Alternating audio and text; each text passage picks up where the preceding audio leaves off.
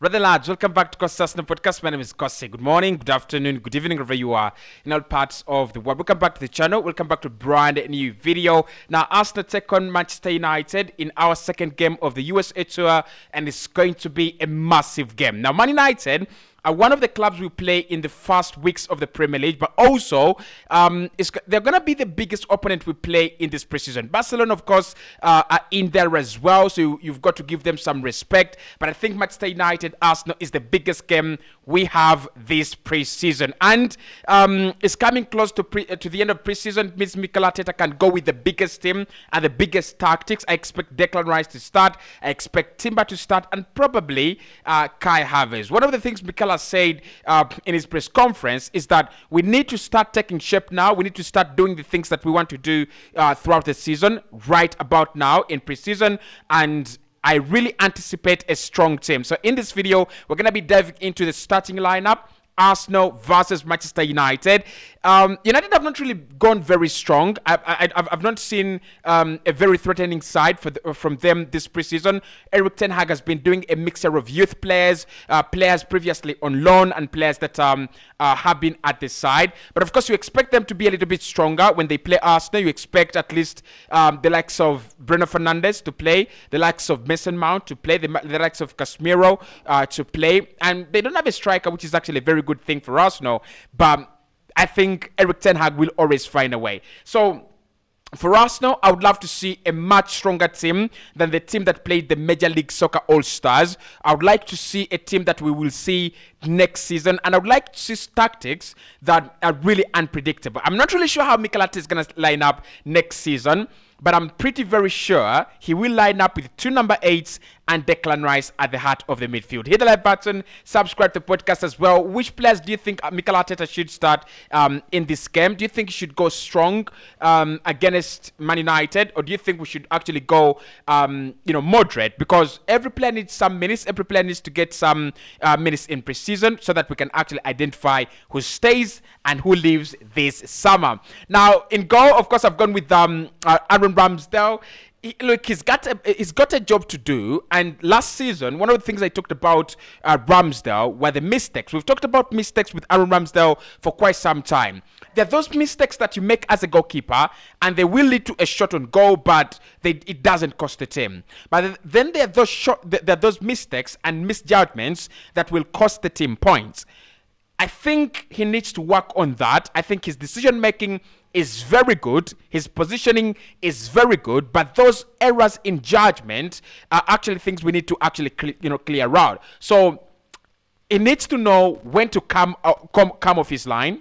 He needs to know when to jump into probably an attack. And he needs to know when to stay on his line. As simple as that. But he's one of the best young goalkeepers in the Premier League. He's one of the best goalkeepers in the Premier League. I can't believe I'm saying that. And I think this season, this coming season, he's going to be a very crucial player, right? Last season he saved a couple of chances against Bournemouth in that game where we actually eventually won. If he hadn't saved those 2 goals, I think against Dango Utara and Philip Billing, we wouldn't have won that game. So he's a quality goalkeeper, but my only problem, if he wants to be in the conversation with Ederson, Alisson, and the likes of Onana, his decision-making has to be much better. But this is a game made for him. William Saliba, of course, is happy. I'm very, very happy, and it's good to see him come back from that long-term injury. Actually, I thought he was not going to be part of Arsenal when we were coming back from when we were playing pre-season. I thought he would actually miss the early days of the season, but that is not the case. He's already played, I think, around 2 games for Arsenal now. He's got to be in that defense. I saw him against the Major League Soccer All-Stars. He's strong, he's young, he's athletic, and he's everything you need in a centre-back. Now, there are things for him to learn. I've seen him cover on the right-hand side, and there are a few things lacking in his game. But I tell you what, I don't think there is an elite footballer. I don't think there is an elite attacker right now that I would be afraid when we have William Saliba. He's such a formidable centre-back.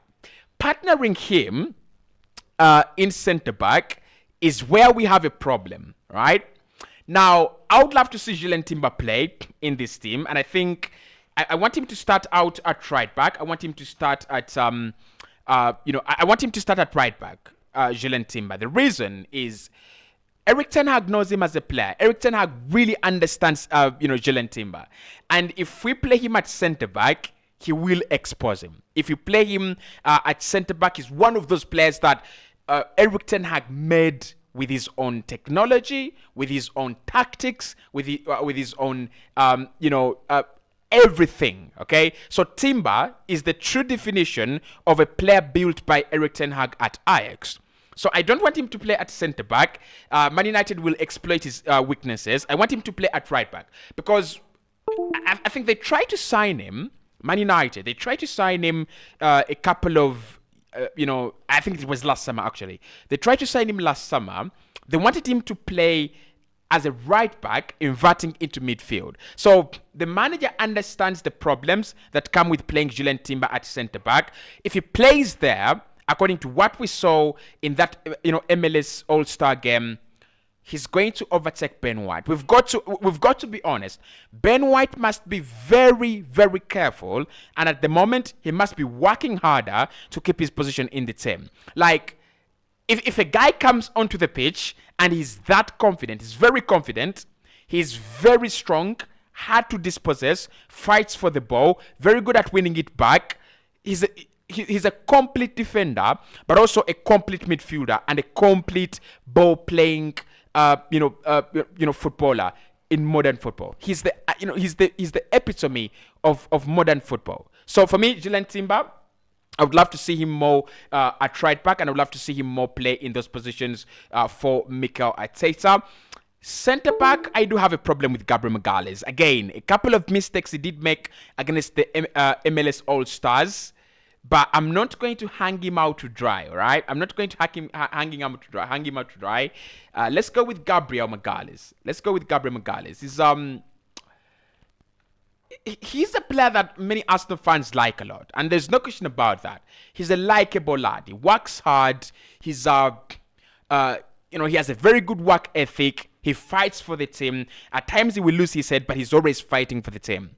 My problem with Gabi is mistakes. My problem with Gabi is when you play him alongside a player like Alexander Zinchenko. I don't think Zinchenko and Gabriel Jesus should play ever again in the same team. Not because they're not good enough, but I think Zinchenko is a traveling guy. He needs absolute cover. He needs assurance that whenever I go onto my quests, whenever I go up the pitch, someone is going to cover for me. But Gabi, I saw them together with Saliba in that MLS game. They looked fantastic. If he can stop those mistakes, like, I don't think he panics actually. I think he just makes mistakes. I think at times he gets, ball watching, probably. At times, he becomes ball watching. At times he loses concentration with the ball at his feet. If he can work on that, he's not a bad player at all, is he? He's not a bad player. Okay. Right back, Jakub Kiwior played there. Left back, sorry. Jakub Kiwior played there. I would love to see Kieran Tierney play in that position. So, one of the things Manchester United exploited when we played them at the Old Trafford last season was Alexander Zinchenko traveling, Gabriel Jesus being quirky a little bit, and Anthony, Rashford, Sancho, and all their players actually took advantage of the left-hand side. So I'd love to see two players that are good defensively in Gabriel Jesus and Kieran Tierney. Tierney is a more solid option. So if you're looking for a player that can provide some bit of output going forward, but then also solid input in terms of defense, that is the guy, Kieran Tierney. And because we're going to be rotating a lot next season, I would love to see Kieran Tierney being rotated with Jakub Kiwior and Alexander Zinchenko in games where we need a more defensive option. Problems come in midfield now. The problems come in midfield. I think it's a no-brainer that Rice should start this game, isn't it? It's a no-brainer that he should start this game. Mikel Arteta said that in the previous game, he wasn't fully fit, like he had not trained very well with the team. I understand that. But in this game, he's got to start. We need to see Declan Rice for at least 60 minutes, what he can do in that Arsenal system. Of course, we know what he can do against Man United. We know what he can do against all these other sides. But what we want to see is what he can do against the big names. What he can do against the big boys in our new system. So for me, Rice in midfield. Leandro Trossard played in the left 8 when we started the game against the MLS Soccer. I don't want to see that. I don't think it makes any sense. Of course, he's got the ability to play there in that pocket of space, create chances, score goals. He's got a very good right foot. He's got a very good left foot, Leandro. But Kai Havertz is much better in that position. We've got to agree, right? We've got to agree to disagree. Kai Havertz is a much better player in that position, playing. I just wrote halves. I didn't write Havertz. So he's much better in that left 8, in that pocket of space. We saw it when he came on. He wants to be traveling into the penalty area. He doesn't want to be a target man like he was at Chelsea. He doesn't want to be a number 9. He wants to have the freedom to link up with Martinelli, to link up with Odegaard, to link up with Gabriel Jesus, and just have that kind of break. Players not focusing on him. Players not, giving him that 1v1 marking, so he can exploit space. The goal he scored is a pure example of that. If Mikel Arteta has brought him to do that role, I really think he will do it very, very well. Now, I'm going to be cynical here. Instead of Odegaard, I would love to see Fabio Vieira more. I would love to see Fabio Vieira more. I saw Vieira play against the Major League Soccer. That was a good game. It wasn't typically a very good performance. Like, I can't lie about it.